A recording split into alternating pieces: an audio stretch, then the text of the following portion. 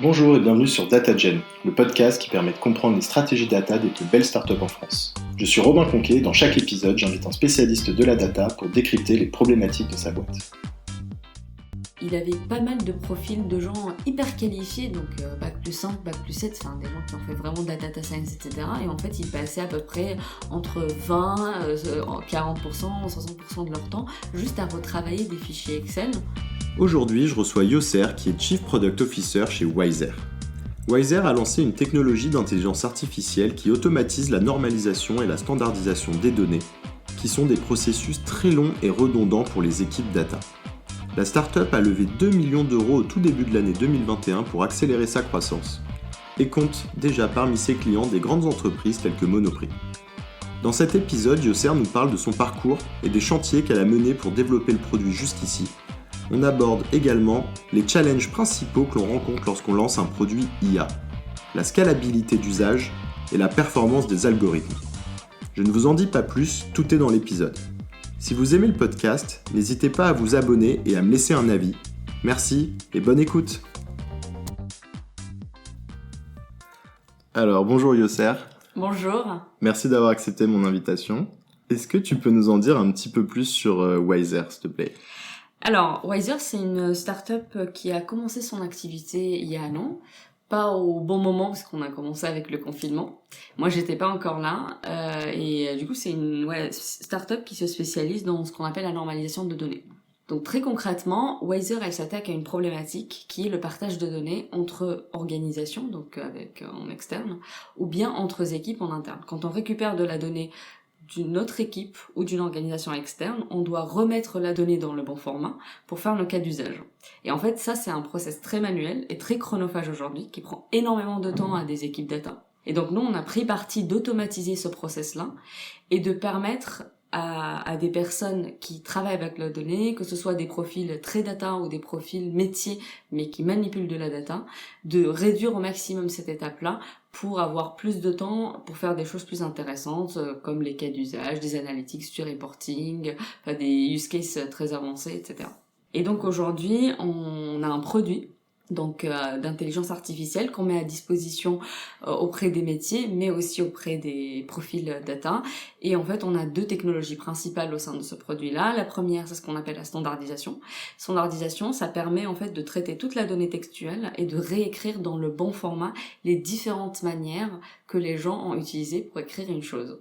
Donc par exemple, si j'ai un nom d'une marque, Monoprix, parce qu'on travaille pour Monoprix, il y a des gens qui vont écrire Monop pour Monoprix, il y a des gens qui vont écrire Monoprix, il y a des gens qui vont écrire MPX. Et en fait, on a une intelligence artificielle qui permet de dire, ces trois mots-là, c'est la même chose, et donc je te propose de les standardiser en les remplaçant avec que le nom Monoprix. Donc ça, c'est pour la standardisation. Et pour le labeling, ça veut dire qu'en fait, en récupérant des données, on permet de détecter des informations pertinentes, comme des attributs produits, par exemple. C'est du jus, c'est du café, ça c'est à la menthe, ça c'est à la banane, etc.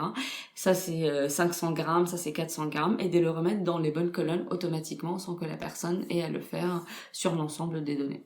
D'accord, donc si on prend l'exemple effectivement du data scientist, donc c'est peut-être pour simplifier, c'est peut-être pas encore limpide pour tout le monde en fait. Une grosse partie du travail du data scientist, ça va être d'effectuer ces tâches. Aujourd'hui, il les fait quasiment manuellement, et l'idée c'est que demain, il puisse bénéficier de votre IA pour que ce soit automatique. Exactement. Donc aujourd'hui, il le fait manuellement sur soit un fichier Excel, soit sur les outils en fait de data science, mais c'est toute la phase préparation de données. Et demain, avec la techno, il pourra bénéficier en fait non seulement de données uniformisées et homogènes pour commencer directement à traiter de la donnée, mais aussi de données qui ont une expertise métier qu'aujourd'hui il va aller chercher limite avec des moyens traditionnels, en mode j'appelle l'expert métier pour lui demander ce que ça veut dire ça dans les données, ou bien j'envoie un mail, je fais des réunions.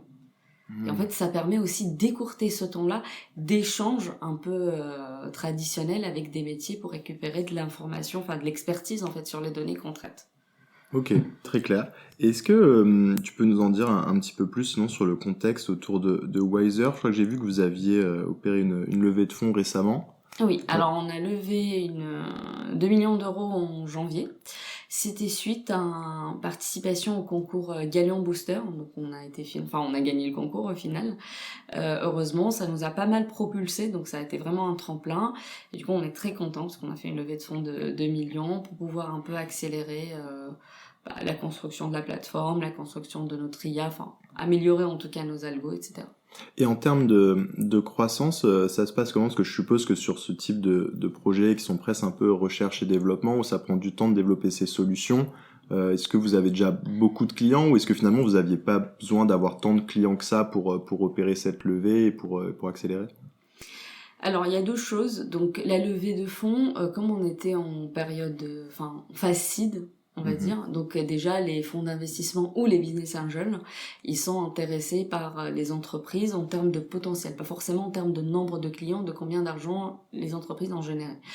Nous, pour le coup, on avait déjà des clients au moment où on a participé au Gagnant Booster. Je pense que ça a joué parce que en réalité, dès qu'on parlait avec des CDO, ils comprenaient en fait la problématique. Ils savaient à quel point c'était vraiment chronophage pour leurs équipes. Donc on arrivait à avoir des clients. Après, au-delà des clients qu'on avait, nous aussi on allait chercher de la donnée pour améliorer nos algos, même en dehors de la donnée qu'on pouvait récupérer auprès des clients. Donc on avait déjà commencé, si tu veux, à construire notre stack technique et nos algos, même avant la levée de fonds. Donc ça, nos algos, pendant la levée de fonds, c'était plutôt la démo en fait de nos algos plutôt que ce qu'on allait faire. Ok, ça marche. Et donc ce que tu disais, c'est Fast Seed, en fait, c'est une étape, c'est vraiment la première levée que tu peux réaliser en tant que startup, et du coup effectivement, alors t'es pas juste sur business plan, mais t'as pas encore besoin forcément d'avoir une tonne de clients. Alors, tu montres un business plan. Alors, il me semble, il y a pré-seed, seed, pré-série 1, B, comme tu connais. Le pré-seed, je pense que c'est vraiment très, très early stage. Moi, j'ai jamais connu le pré-seed. Le seed, bon, t'as quand même un business plan, tu montres un petit peu tes chiffres, tu fais une démo de ton outil, ton produit, enfin, ta proposition de valeur de tes clients, et t'es quand même considéré early stage, en fait, quand t'es seed. Ok. Donc, c'est vraiment, les gens, ils vont investir sur le potentiel de ta startup et le potentiel de ton produit. Ok. Et justement, est-ce que tu peux nous raconter comment tu t'es retrouvé CPO chez Wiser? Très bien. Bah écoute, j'ai fait une école d'ingénieur, Supélec. Donc maintenant ça s'appelle Centrale Supélec, à l'époque c'était Supélec. Gilles-sur-Yvette. Après Supélec, j'ai travaillé en tant que premier job chez Artefact. J'ai fait 2 ans de data consultant. Donc j'étais constante, j'ai fait des missions pour aussi des gros corporates qui étaient clients de notre agence. Après, il y a eu une opportunité chez Artefact où ils voulaient monter un pôle produit. Donc à l'époque, on n'avait pas du tout un pôle produit, il y avait un pôle média, un pôle conseil et un pôle tech et data. Mais il n'y avait pas du tout de culture produit dans l'entreprise. Et donc il y a eu une volonté en fait de créer un pôle produit afin soit d'améliorer des process internes avec des produits comme de l'automatisation, de tout ce qui est optimisation des dépenses médias, etc. Ou bien des produits à vendre pour des clients sur le data marketing. Et donc c'est là où en fait je me suis dit trop cool, bonne opportunité. En plus moi le product management ça commençait un petit peu à cette époque-là. C'était pas vraiment un métier très connu, donc je me suis dit vas-y j'essaie un peu d'avoir l'opportunité. Donc j'ai rejoint un VP product qui a été recruté à l'époque. Et on a monté ensemble, avec une autre personne aussi, le pôle produit. Donc suite à ça, j'ai fait un an chez Artefact en product management. Suite à ça, j'ai quitté Artefact et j'ai monté un projet entrepreneurial. Donc là, j'ai monté une marque de maroquinerie. Donc ne me dis pas pourquoi. C'était un projet personnel. J'avais envie de créer autre chose que ce que mon profil très tech pouvait faire. Donc là, j'ai monté une marque de maroquinerie pendant 2 ans. C'était une super expérience, c'était très chouette. Après ces 2 ans-là, je me suis dit, allez, il faudrait qu'un peu que je revienne dans la tech, parce que je suis restée un peu, j'écoutais un petit peu des podcasts de la tech, je faisais un peu de la veille, et au final, ça m'a manqué. Et comme j'étais aussi toute seule sur le projet, c'était un peu compliqué en tant que entrepreneur solo. Donc là, je me suis dit, vas-y, je reviens dans le product management. Il se passe plein de choses. Donc là, j'ai croisé en fait Sébastien, qui est le CEO de Wiser. Il y a eu un très bon fit. J'ai bien aimé la mentalité, l'ambition de la boîte, et là, je les ai rejoints. Ça marche. Du coup, on va rentrer un peu dans le vif du sujet. Tu montes le département produit chez Wiser. Ça consiste en quoi et quels sont tes gros chantiers?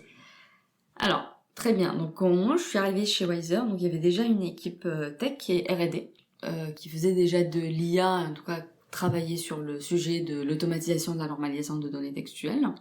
Il y avait aussi les 2 cofondateurs et en fait, mon job, enfin mes missions principales, ont été déjà de construire la vision du produit, créer la plateforme en fait qui va répondre aux pain points de nos clients et créer un peu la roadmap. Donc très concrètement, tout d'abord le premier chantier c'est vraiment créer la vision produit. Donc la vision produit, donc pour faire ça, donc j'ai parlé avec les cofondateurs, c'est quoi de la vision de la boîte, c'est quoi la vision de Wiser, dans 5 ans comment eux ils se projettent, dans 3 ans, 1 an ça va ressembler à quoi. J'ai parlé aussi à des clients qu'ils avaient déjà à la base et puis aussi des clients potentiels, enfin des prospects pour comprendre les pain points et tous les cas d'usage que va permettre d'avoir l'outil, la plateforme Wiser. J'ai un peu discuté aussi avec des utilisateurs eux-mêmes, enfin futurs utilisateurs, qui ne sont pas forcément les gens qui vont payer pour le produit, pour comprendre aussi comment on peut intégrer un tel outil dans leur process actuel. Donc j'ai fait un petit peu ce tour-là de ce qu'on appelle dans le produit stakeholder, mais c'est un peu les gens qui sont soit clients, soit les gens de l'entreprise qui vont bénéficier du produit. Et j'ai un peu défini la vision. Donc dans 1 an, ça va ressembler à quoi? Dans 3 ans, ça va ressembler à quoi? Ça sera quoi un peu les premières tranches de pricing? C'est qui les clients cibles? Vraiment le premier persona qui va utiliser le produit.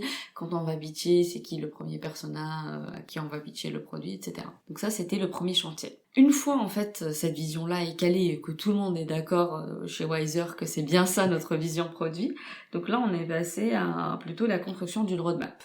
Donc effectivement, c'est un peu un sujet sensible la roadmap parce que on a l'impression que c'est figé alors qu'une roadmap elle est très évolutive. Donc il faut jamais se dire dans 1 an moi je vais faire ça parce qu'en fait il y a tellement d'aléas et que tu te rends compte même au fur et à mesure où tu construis ton produit que peut-être t'es allé dans une mauvaise piste ou c'est pas ça qu'il fallait développer mais autre chose. En gros, j'ai fait quand même une sorte de croquis de roadmap en se disant, bah, si nos objectifs dans 1 an c'est ça, bah, je pense qu'on devrait développer telle chose, et tels objectifs en fait. On va tant de clients à tel quarter, on doit avoir tant de CA, de MRR quoi, dans le produit à tel quarter, telles features en grosso modo, etc. Donc l'idée c'est de partager un peu cette roadmap là avec les cofondateurs, enfin tout le monde chez Wiser, quoi, pour que tout le monde soit d'accord sur voilà un petit peu notre feuille de route et pour commencer un peu à travailler dessus. Et dans la roadmap, tu as une partie qui est importante, qui est plutôt le MVP, enfin c'est quoi le minimum viable product qu'on va créer et qu'on va commencer à commercialiser et comment après on va imbriquer en fait, rajouter des modules ou des briques pour renforcer le produit. Et c'était un peu tout le deuxième chantier que j'ai fait. C'était principalement la roadmap et le MVP. Le troisième chantier, c'est plutôt une sorte de management et plutôt culture de changement et enfin l'idée c'est d'instaurer aussi une culture produit chez Wiser. Donc effectivement il y avait une équipe tech, donc c'est quand même une boîte tech. Les 2 cofondateurs, l'un venait du métier du conseil en strat et l'autre il était Chief Data Officer chez L'Oréal. Et en fait l'idée c'est quand même de faire fédérer en fait tous ces gens-là autour d'une culture produit qui est un peu différente peut-être de leur culture ancienne, et de dire bah pour créer un produit bah faut être très user centrique, faut aller parler à des gens, faut voir comment les gens utilisent ton produit, faut vraiment que ce que les gens te racontent ça soit un peu la bible entre guillemets. Tout ce qui est un peu test utilisateur, tout ce qui est du test and learn en créant une petite feature, voir comment ça marche et puis soit décider de la garder, soit la tuer en fait et passer à une autre piste, etc. Donc tout ça, il fallait aussi que je l'instaure dès le début. Et donc c'était un peu le troisième chantier. Ok, très clair. Et du coup, tu disais effectivement qu'il y avait déjà une équipe avant que tu arrives. Comment ça s'est passé avant que tu arrives? Du coup, en fait, il faisait un pilote avec un client pour bien valider dans un premier temps qu'il y avait un pain point, mais il développait aussi déjà des solutions pour résoudre ces problèmes. Alors oui, il y avait déjà un pilote, enfin plusieurs pour des clients. Donc on a développé des solutions. Alors effectivement, ils ont fait un bon job parce que la partie R&D, ils sont quand même restés dans une approche agnostique, même s'ils développaient des pilotes pour des clients. Mais l'idée, c'était déjà d'assurer qu'on était capable de créer une solution tech d'intelligence artificielle qui peut répondre aux problématiques des clients et de pouvoir l'exposer à travers donc une interface très très simple qui n'était pas vraiment créée pour durer très longtemps, mais juste pour tester en tout cas la viabilité business de la solution. Ok. Est-ce que tu peux nous raconter une journée type pour toi ? Alors, super, je vais essayer de trouver un peu, de rationaliser ce que je fais dans la journée. Donc il y a, tout d'abord, il y a 1 ou 2 créneaux dans la journée où je fais ce qu'on appelle des calls commerciaux. Donc là, en fait, on est avec des prospects qui nous contactent ou bien nous, on les contacte pour leur pitcher notre solution, enfin notre produit. Et donc, en général, ça consiste à un call avec des prospects, que ce soit des CDO, donc Chief Data Officer, ou bien ce qu'on appelle aujourd'hui des responsables référentiels ou responsables données produits. C'est aussi des C-level qui sont chargés de la donnée produit au sein de l'entreprise. Et en fait, on les contacte pour parler un peu de leur cas d'usage, leurs besoins. On fait une démo du produit. On voit un petit peu les réactions. On parle un petit peu de pricing, etc. Donc ça, c'est très cool parce que tu récupères un petit peu des informations sur les prospects, même aussi sur le pricing pour aussi ajuster ton pricing, etc. en fonction. Donc ça, je fais ça. Donc avant, je le faisais avec le cofondateur chez Wiser qui était chargé des sales. Maintenant, je le fais aussi avec Adrien qui est notre nouveau head of sales. Mais bientôt, normalement, il va le faire tout seul. Donc après, je fais ce qu'on appelle des entretiens utilisateurs. Donc là, c'est un peu différent. C'est pas les gens qui vont payer pour le produit, c'est les gens qui vont utiliser le produit. C'est 2 profils complètement différents. Et en fait, c'est des gens qui sont très volontaires aujourd'hui pour nous aider à améliorer notre produit. Et donc, on les contacte dans une approche qu'on appelle user research ou product discovery. Enfin, c'est les 2 termes qu'on utilise aujourd'hui dans le produit. En fait, c'est des gens qui vont nous raconter leur quotidien, leur pain point, leur process actuel. Et en fonction de ce qu'ils vont nous dire, nous, on va comprendre là où en fait l'outil ou les nouvelles features auxquelles on n'a pas pensé peuvent être bénéfiques pour eux et peuvent automatiser des process qui sont problématiques pour eux aujourd'hui. Donc ça, c'est la deuxième chose que je fais. Après, il y a une troisième tâche que je fais dans la journée, mais c'est très produit. En fait, j'ai un backlog que je gère, je repriorise, j'enlève des cartes, je rajoute des cartes, etc. C'était hyper classique, tous les products le font. Et je fais aussi des reviews ou des recettes. En fait, c'est plutôt des reviews de ce que les devs ont développé sur les nouvelles features, etc.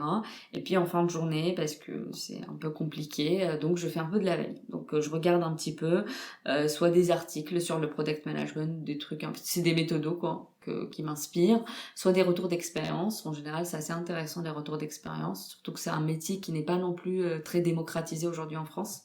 Enfin, ça existe de plus en plus, mais c'est pas très connu. Donc, il n'y a pas beaucoup de littérature dessus. Et sinon, je regarde aussi, je fais un peu de la veille sur tout ce qui est data. IA, parce que c'est c'est notre métier. Voilà. C'est à peu près tout. Ok, bah c'est déjà une belle journée. Ouais, quand tu dis que le soir c'est compliqué, c'est qu'en fait je suis fatiguée, donc en fait je me mets dans un état un peu passif où je fais que de la lecture. Ok, non mais au moins c'est efficace, je pense que c'est important de faire de la veille quotidienne. Et quand tu parlais, c'est intéressant des utilisateurs potentiels qui justement vous aident à améliorer le produit. Vous en avez à peu près combien pour avoir un ordre d'idée ? Alors, nous, on se donne des objectifs de faire minimum 3 interviews par semaine. Ok. Donc, on fait quand même un process de recrutement qui est assez intense pour recruter ces gens-là. Mais voilà, notre objectif aujourd'hui, c'est que toutes les semaines, on voit 3 personnes différentes pour faire des interviews, de la user research avec eux. Okay. Après, ça peut aussi ça peut augmenter ou diminuer en fonction de la phase et en fonction de ce qu'on veut développer. Et du coup, ces tests avec ces utilisateurs, ça peut varier d'une interview, ça peut être un workshop où il vous explique dans le détail toutes les phases presque de son métier pour que vous compreniez à quelle étape votre produit vient lui rendre service. Exactement. Il y a 1001 façons de faire les interviews ou même de faire des tests utilisateurs. C'est vrai qu'avec le Covid aujourd'hui, c'est un peu compliqué parce qu'il y a une méthode qui est très prisée chez les user research. Nous, on a recruté une user research en fait qui est designer et qui est aussi spécialisée dans ça, qui est l'observation. Enfin, la méthode s'appelle de l'observation. En fait, tu vas derrière quelqu'un et tu vois ce qu'il fait. Avec le Covid, c'est très compliqué, donc on peut pas aller voir les gens directement. Donc on fait des sessions, ils nous racontent un petit peu leur quotidien, ils nous montrent le fichier. Donc voilà, j'ai fait ça, après j'ai fait ça m'a pris autant de temps, j'ai fait ça, voilà le résultat final. Et c'est comme si on mappait en fait toutes les tâches que les personnes font pour arriver jusqu'à la finalité. Et sinon, t'as des interviews où en fait, comme là, on pose des questions ouvertes, on laisse les gens parler, et au fur et à mesure, on va poser des questions plus centrées sur tel ou tel sujet. Donc il y a vraiment plusieurs méthodes qui existent pour faire les interviews Ok. et les tests. Ouais. Ok, très clair. Et tu as parlé à un moment de calls, justement de calls commerciaux que tu fais notamment avec des CDO. Ce serait intéressant que tu nous dises un peu comment tu pitches justement cette solution qui effectivement est utilisée plutôt par des opérationnels avec des profils un peu tech. Comment tu la pitches à des profils un peu plus C-level, à des CDO? En fait, pour notre produit, il s'adresse déjà à deux personnes, enfin en tant qu'utilisateur. Il y a les profils tech qui sont en général eux bénéficiaires du service, enfin du produit, et il y a les profils moins tech qui vont apporter de l'expertise métier. En fait, il s'adresse aux deux pour qu'on puisse combiner de l'intelligence artificielle à l'expertise métier et que tout le monde, même les personnes qui ne sont pas tech, puissent aussi bénéficier de ce travail d'automatisation de la normalisation de données. En fait, ces sujets-là, si on part du principe que quand on partage de la donnée entre des équipes ou entre des organisations, c'est des sujets qui sont aujourd'hui problématiques, qui vont jusqu'à sur la liste des C-level, parce qu'ils savent, enfin ils sont très conscients que ça prend énormément de temps pour leurs équipes. Ils sont aussi dans une logique de je dois trouver des outils opérationnels mais qui me permettent en fait d'accélérer ou d'améliorer la performance de mes équipes. Et c'est en général en haut de leur liste. Et aussi parce que eux-mêmes, quand ils récupèrent des cas d'usage métier, parce qu'ils ont normalement les CDO, ils ont une sorte d'équipe transverse en fait où ils récupèrent des besoins des métiers et des cas d'usage qu'ils veulent mettre en place. Bah, ils savent très bien qu'en fait le premier frein pour faire des cas d'usage avancés, c'est effectivement parce qu'on a des données qui sont très disparates, très hétérogènes, qu'il faut les croiser, parce qu'on a ramené de la donnée Google, mais en fait on doit la croiser avec de la donnée interne, parce qu'on a ramené de la donnée Facebook, mais aussi qu'on doit croiser avec la donnée d'une telle source de données. Et les CDO eux-mêmes, ils sont vraiment pleins en fait dans ce type de chantier-là. En réalité, heureusement pour nous, on fait pas de l'évangélisation. C'est-à-dire que quand on parle à des CDO, ils comprennent directement de quoi on parle. Ça prend 2 minutes en fait. Ah oui, mais en fait oui, je suis d'accord parce que mes data scientists, ils passent autant de temps pour faire ça. En fait, c'est pénible parce que les données, voilà, on a du mal en fait à réconcilier les sources de données, etc. Et ça, c'est des chantiers, en tout cas des problématiques qui sont vraiment importantes aujourd'hui pour les CDO. D'accord, j'étais pas sûr que justement à un niveau CDO, il soit aussi au courant d'une problématique qui aussi opérationnel. Aussi opérationnel, mais c'est vrai que si c'est ce qui remonte à chaque fois, Exactement. des retours d'expérience après avoir développé des algorithmes ou des cas d'usage en data. Et notre CEO qui est Sébastien, il était Chief Data Officer chez L'Oréal, et lui quand il a monté en fait la boîte, ce qu'il disait, il avait pas mal de profils de gens hyper qualifiés, donc bac+5, bac+7, enfin des gens qui ont fait vraiment de la data science, etc. Et en fait ils passaient à peu près entre 20, 40%, 60% de leur temps juste à retravailler des fichiers Excel, alors qu'en réalité ces gens-là ils sont beaucoup plus qualifiés pour faire ce genre de tâches. Et donc lui c'était son parti pris pour automatiser ce process. Ok, très clair. Et est-ce qu'il y a selon toi des challenges spécifiques liés au lancement d'un produit data? Par exemple, on dit souvent que ce qui est compliqué dans le fait de vraiment packager un produit qui intègre en fait un algorithme, c'est qu'à chaque fois qu'on va vouloir le commercialiser chez un client, il va falloir par exemple le réentraîner sur la donnée des clients. Est-ce que c'est un challenge que vous rencontrez aussi? Oui, clairement. En fait, donc il y a aujourd'hui, on parle de plus en plus d'IA et produits. Avant, on parlait que produits. Donc pour le produit, juste dans la tête de tout le monde, c'est plus des interfaces. En fait, on a juste un parcours utilisateur qui est fluide, on va faire des interactions. Enfin, la proposition de valeur, elle est très facile à comprendre et hyper intuitive.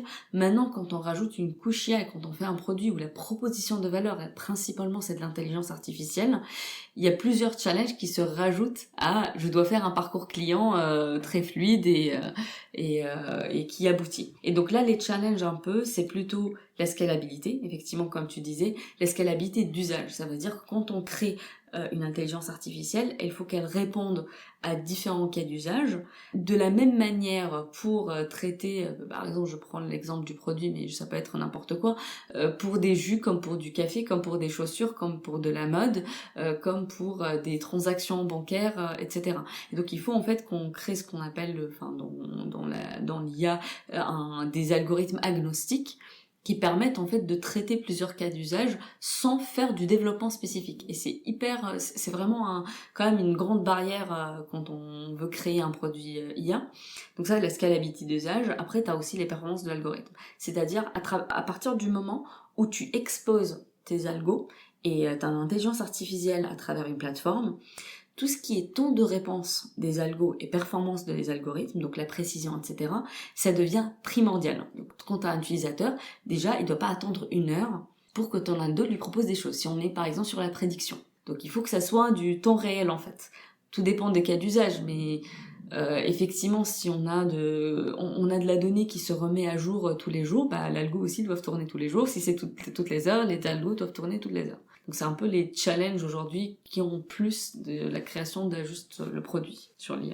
Il y a un autre challenge aussi auquel je pensais. Est-ce que c'est compliqué pour vous parfois de convaincre les clients d'envoyer leurs données dans Wiser ? Alors, ce n'est pas compliqué parce qu'on a pris parti de ne pas traiter de la donnée personnelle. Donc aujourd'hui, il y a effectivement des cas d'usage qui existent forcément, où des clients, ils nous font part de problématiques de noms, des prénoms, des adresses, etc., qui ne sont pas homogènes, où ils doivent les retraiter à la main. Nous, aujourd'hui, on a pris parti de ne pas traiter de la donnée personnelle, donc on rentre pas dans le cas de la RGPD. Nous, on traite de la donnée produit en premier lieu, on traite aussi de la donnée entreprise, mais B2B, enfin des noms d'entreprise. En tout cas, on ne traite pas des données aussi sensibles. On traitera par exemple des données de santé, dans des hôpitaux, etc., qui peuvent être des données très réglementées et très sensibles. Mais effectivement, la question se pose plus sur la sécurité, où est-ce que nos algos tournent, sur quel serveur, où sont situés nos serveurs, etc. Et ça, c'est aussi c'est vraiment des questions que les entreprises, en tout cas les gros corporates français, c'est parmi les prérequis en fait. Au fur et à mesure de vos échanges avec eux, vous avez identifié un certain nombre de prérequis Oui. qu'il fallait couvrir sur ce type de problématique. Et comment vous êtes organisé chez Wiser ? Parce que du coup, tu parles effectivement de pas mal de complexité autour de la scalabilité notamment. Je suppose qu'il faut des profils assez particuliers. Enfin, même, je me doute qu'il faut des data scientists, mais est-ce qu'il faut des data scientists qui soient particulièrement spécialisés ou compétents ? Comment on lance un produit data comme Wiser en fait ? D'accord. Alors chez nous, on a une équipe tech qui est scindée en deux. Donc à part l'équipe produit, et l'équipe tech elle est scindée en deux, il y a l'équipe IA, donc purement de la R&D, et l'équipe un peu dev. Donc effectivement dans l'équipe dev, les compétences c'est faire du back-end, front-end, etc. Dans l'équipe IA, on a des profils qui sont très avancés NLP, donc Natural Language Processing, parce que comme j'ai dit, nous on traite de la donnée textuelle. Donc c'est vraiment une expertise, si tu veux, dans la data science, qui est du NLP. Donc savoir traiter de la donnée textuelle avec des algorithmes de NLP. Donc ça ça peut être une expertise, un profil. Et il y a des profils de data scientists qui sont un peu plus généralistes. Et puis il y a aussi des profils data engineer. Et là c'est plus tout ce qui est industrialisation des pipelines de données. Donc toute la partie R&D, il y a une partie où c'est plutôt, j'ai une problématique, j'essaie de créer des algos, en tout cas de répondre à la question d'une manière rapide pour tester en fait si ça marche ou pas. Une fois, nous, on voit que ça marche, on le passe dans une forme plus industrielle avec des pipelines bien calés, optimisés pour le traitement de la donnée. Et ça, c'est plutôt entre data scientist et data engineer. Ok. Et du coup, ils itèrent, entre guillemets, donc c'est un peu pas des binômes, mais c'est ces deux équipes qui vont travailler ensemble pour développer la partie IA du produit, ou est-ce que toi aussi t'es très impliqué sur un peu sur le product management entre guillemets, mais des tâches qui sont très techniques comme ça? Alors, moi je suis impliquée dans le process parce qu'effectivement notre IA, elle est là pour servir le produit. Donc moi je suis impliquée dans le sens où en fait, je représente un petit peu le métier en quelque sorte. Enfin, je suis l'ambassadrice utilisateur et en fait, je cadre un petit peu la problématique. Donc, si je dois faire telle action, alors les algorithmes doivent me répondre avec telle chose. Exemple. Et donc ça, je briefe en fait les data scientists, etc. Quelle est la problématique dans le détail.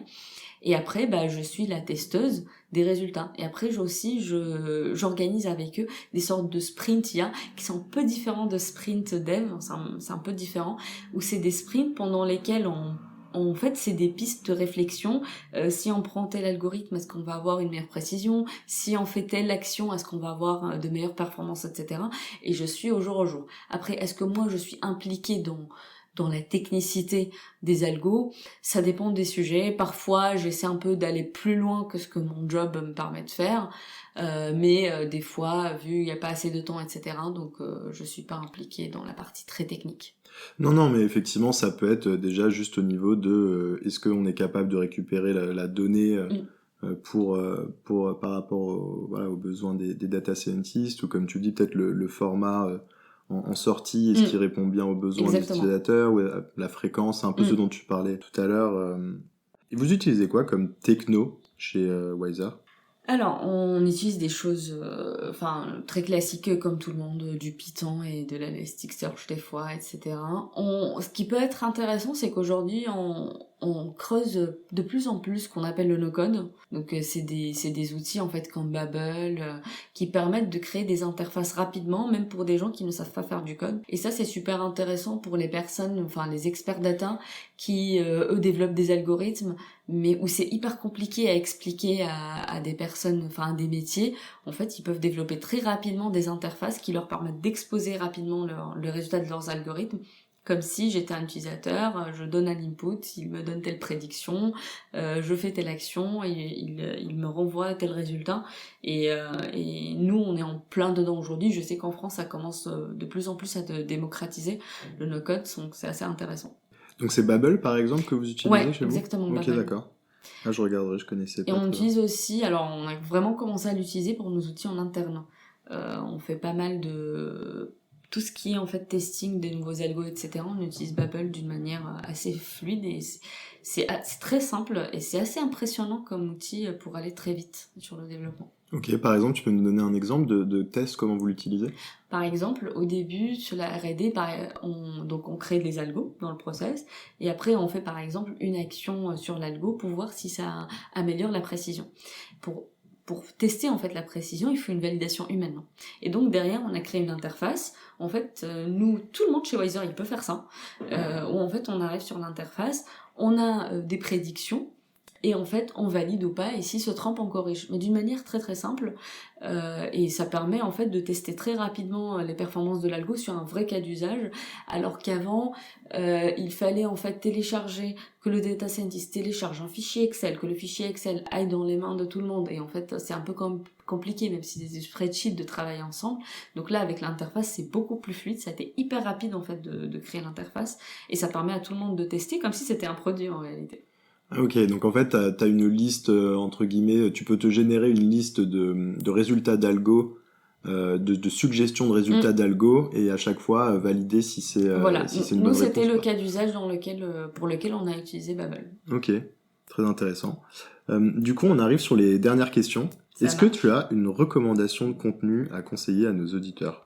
Alors, pour les contenus, pour être complètement transparente, moi j'ai deux sources aujourd'hui, 2-3 sources que je regarde, en tout cas où je fais de la veille, etc. Il y a les articles Medium des PM de Mano Mano et de Malte. Je trouve ça super intéressant parce qu'effectivement, ils parlent de comment l'IA peut permettre d'améliorer le produit. Et donc c'est des sujets qui sont au cœur de leur métier et c'est super intéressant les retours d'expérience qu'ils font sur effectivement la combinaison de produits et intelligence artificielle ou combinaison de produits et data. Donc ça c'est de bonnes ressources. Sinon je regarde aussi une nouvelle communauté, je pense qu'elle est un peu récente, qui s'appelle AI Meets Product. Et en fait ils font des événements où c'est des podcasts ou bien des événements où c'est des tables rondes, mais à distance, où il parle de tous les sujets, toutes les problématiques qui est autour de l'intelligence artificielle et du produit, ou data et du produit. Sinon, pour les personnes qui sont intéressées par le produit, moins les personnes data, mais plutôt produit, il y a une newsletter et un podcast qui s'appelle Clé de voûte, qui est assez intéressant, qui en fait parle de problématiques produits très concrètes, et c'est assez court, c'est un format de 20 minutes, et la newsletter, c'est en général 3 liens, et c'est assez cool. Ah oui, je crois que je l'ai vu ce podcast, je l'ai mis sur ma liste. C'est de Timothée Frein. Ok, ça marche, merci pour le partage. Enfin, est-ce que tu peux me parler d'une équipe data en France qui réalise des beaux projets que je devrais interviewer ? Donc il y a l'équipe Back Market qui fait de très beaux projets. C'est une nouvelle boîte, enfin c'est une marketplace que tu connais pour tout ce qui est objets reconditionnés. Et depuis le départ, ils ont axé en fait leur métier sur de la data. Et donc c'est assez impressionnant la manière avec laquelle ils sont backés avec de la data. Je peux te mettre en relation avec des gens là-bas pour discuter avec eux dans l'équipe data. Ok, bah merci Yosser Bah très bien, merci à pour toi le Robin. partage et à bientôt. Merci.